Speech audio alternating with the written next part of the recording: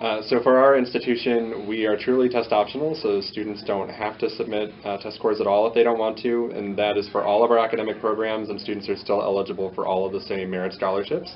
So truly, they send it or they don't. We prefer to look at a 4-year academic history rather than a 4-hour exam. But for students who do choose to send test scores, we would prefer to have the best of them, and then we will super score. So we'll take the best score from each section of the SAT, and we can also take the best score from the ACT and put those together to make the best overall score if needed. At Lehigh University, it doesn't matter how many test scores you send, so we encourage students to send everything. We will super score your SAT and your ACT, so it truly doesn't matter. You don't have to pick and choose and only send certain scores to us. We also don't require the SAT subject tests, so just your SATs and your ACTs, send them all. George? I think it's completely up to the student what they want to do. Our computer will super score the SATs. It will not super score the ACTs. So when they're sending them in, I think it's just really with their preference. Okay.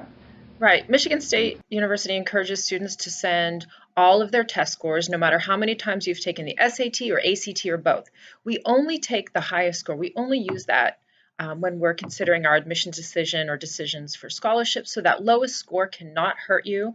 But we do want to have a really good picture of maybe improvement in scores, or how many times you've taken it, how hard you've tried. So it's an important part of the picture of you as a student as a whole, but we only use the highest score. So don't be afraid to send them all to us. We want to see them all. I think it's in the best interest of the student to send as many as will help them improve their super score. So because we super score, if they know and they want to compile that themselves, like how, which score would be best, that's okay, but we always recommend to send as many scores as possible, and we'll do the composite for them so they don't have to do that.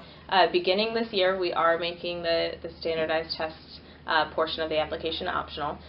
So if the student decides not to send it, it's not going to be looked at negatively for their application. But we will, if they do end up sending us scores, if they send us multiple SAT tests, we will super score the evidence-based reading and writing in the math section. So to be honest, as an admissions counselor reading it, I can't see their lower scores. So the system automatically will pull the highest from the two sections, and that will be what I see. As for the ACT, we just pull the highest composite score that they send us. With the University of Pittsburgh and how our application works, we do require the SAT or the ACT, and we have no preference on which one a student decides to submit. And we do encourage students to submit all of their scores to the university. That is because we do have super scoring with the SAT, so this means that we're only going to look at your highest scores that you have received on both sections of the SAT.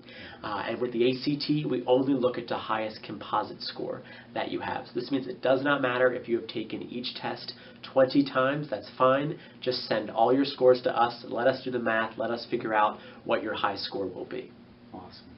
What we always recommend to our students is to send all of your scores because we do super score. So we'll have so you don't need to make the choice, and you don't need to do the math and everything like that, especially if you take SAT and ACT. So you don't have to convert all the scores. So we just have you send everything in. Nothing's going to discourage you from getting accepted because we'll super score, and we'll kind of make the most out of what scores that the student has. Tell me something good. Tell me that